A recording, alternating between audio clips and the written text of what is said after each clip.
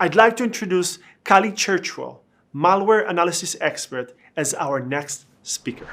Hello and welcome everybody to Malware and Biology. Here we're going to discover and introduce a new perspective into pairing malware and human biology to gain a greater understanding of exactly what we're dealing with in the world today and how to figure out how to forecast those trends. So I know everybody knows how to read, but I think that this quote is very important to have a foundational baseline to what we're going to be discussing. So the old performance measures have been how do we prevent someone from getting into the network, but the current measure should be how much time will it take for them to reach the network and how can we shorten that time to zero.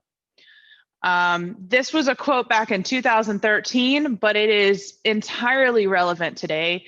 It is the way that we need to be looking at these threats and the trends in order to properly be proactive or instead of reactive to these attacks or incidences. So what we're not, I wanted to throw in something funny because it is a very serious topic, but computer virus spreads to humans. It's not really what we're going to be talking about. We're going to be comparing and creating a different perspective into that'll lead us into becoming semi-malware analyst experts. So there's two different types of evolutions. There's a biological evolution and a cultural evolution. And these correspond with primary succession for biological and secondary succession for cultural. And a biological evolution is going to be the traits that are transmitted, those hereditary genetic things that are slowly occurring, that slowly evolve into part of us. Whereas the cultural evolution is going to be, transmissions between within or between generations, and it occurs at a much faster pace. Because there's already that baseline of the biological evolution there. This kind of builds off of that. And you can choose to accept or reject some of those cultural traits, or like if you're going to celebrating Christmas and doing that tradition, or celebrating Hanukkah or whatever, and then whenever you become an adult, you're like, no, I don't want to do that. I want to do this instead, or celebrating it in a different way. That's going to be that cultural evolution. It's going to be those slight different variations and changes. So to kind of visualize this, the difference between primary and secondary succession, there's going to be the soil formation, those pioneer organisms, those really leechy organisms, right, that require something else in order to survive. They can't survive on their own. There's not soil, so it's a real harsh environment, right? It's real hard for anything to survive in it. And then there's going to be the secondary succession where there's a bunch of soil, there's that biological evolution for things to be able to grow off of, decide, make decisions. It's going to be able to really grow. So the evolution of malware, we're going to look a little bit into this. We're not going to look a whole lot into it, but the evolution of malware to kind of correlate between the two. So the Morris worm, there was actually one before that called the brain, and I actually think I have that one. So this is an actual insight into the brain. You can see it had the person's address, phone number, everything that we wish we could see whenever we just open up some malware to make things super simple. That was that primary succession. That was, this thing required something else to function. It was very basic, very, very open, and it was just very obvious. And then there's then it started getting a lot more complex, like the secondary secession that we were talking about. It started going into the I love you virus. It started going into Zeus Trojan bank, where, you could steal somebody's passwords, get their banking information. The Flame malware and Stuxnet were all part of a family. It became, family of attacks, family of getting organized, which were choices, which is the secondary secession. So you can start seeing kind of that parallel between the primary and the secondary, seeing that the Stuxnet and the Flame started becoming that more cultural evolution. It started evolving from each other by slight variations. To visualize this connection, we're going to do a virus checklist. And you can see that here between these silly images where it infects a person and infects a computer. Then it wants to reproduce, spread, and then repeat that process, right? So we see that in a lot of just like ransomware attacks or any kind of really viruses. They just want to spread, reproduce, and get whatever they can from that host. And that's where we're at currently. But that's not where we're going to be staying at. So let's kind of look at evolution. So there's that regressive evolution, that parasitism, the brain malware, if you will. That's that early malware, that early, very unsophisticated, easy to, figure out whose it was and where it originated from. Then you have those cellular origins. And that's kind of where we're at right now, is those cellular origins. So it's the malware equivalent to that is going to be like botnets, Zeus, configure worms, Mimikatz that are all over the place, that they require something else in order to activate, right? They require something else in order to live. They can't live on their own. They're still those biological entities, if you will. And then we have where we're going into, which is the cultural evolution, those independent entities, which is parallel to how our cellular origins originated. What we are today are sentient beings that can think on our own.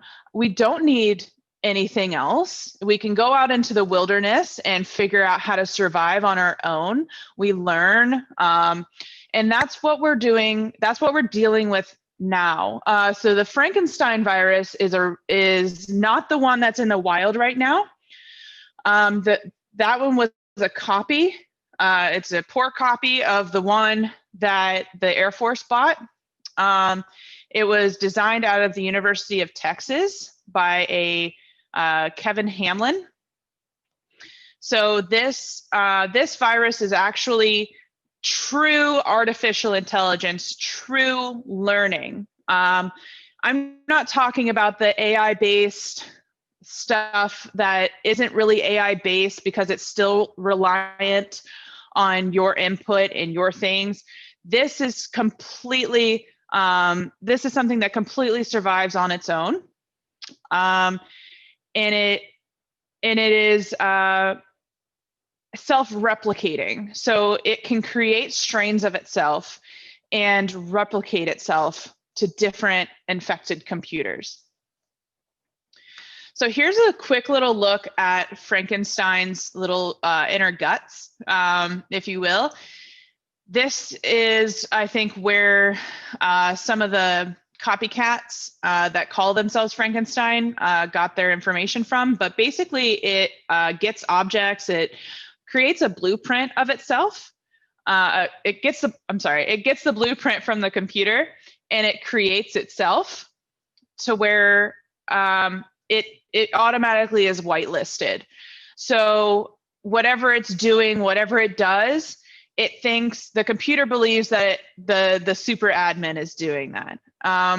That it is truly whitelisted. It is truly advanced. It is making itself. It's not something that the creator is telling it to get. It's not telling it to spread. The virus itself is built to build itself, spread on its own, and have its children spread and create different signatures, different hashes, to where it's never going to be the same. And that's kind of where we're trending today. And so how is this useful? Like, what can we do with this information? And what I wanted to do is provide a different perspective that equals the evolution that we go through, and remind everybody that we're the ones creating all this. We created this, therefore, just as how we believe, or if you believe in God, that God is a human being and not an animal, like, we put ourselves into anything that we create, right? And that's going to be the same with viruses. It's going to evolve in a very similar way than how our subconscious and how our biology believes it should evolve. With those gaps in research, we can look at our human biology and create those connections and fill those gaps in research. We can fill those gaps in research by looking at our own research that's been done for hundreds of years, in terms of our own human biology, because this is something we created. So it's following along the lines quite drastically of our own evolution. So having those proactive vaccinations, and that's not talking about antivirus software, that's talking about actual vaccinations. How do we,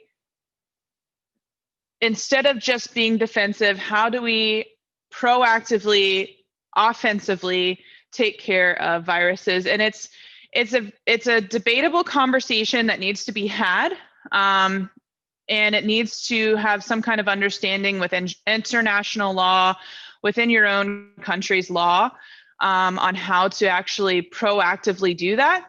But vaccinations could take care of whatever system that virus was coming from that was trying to infect yours, taking care of that virus on that system as well. So that's some topics, some really hot topics that really need more discussion on.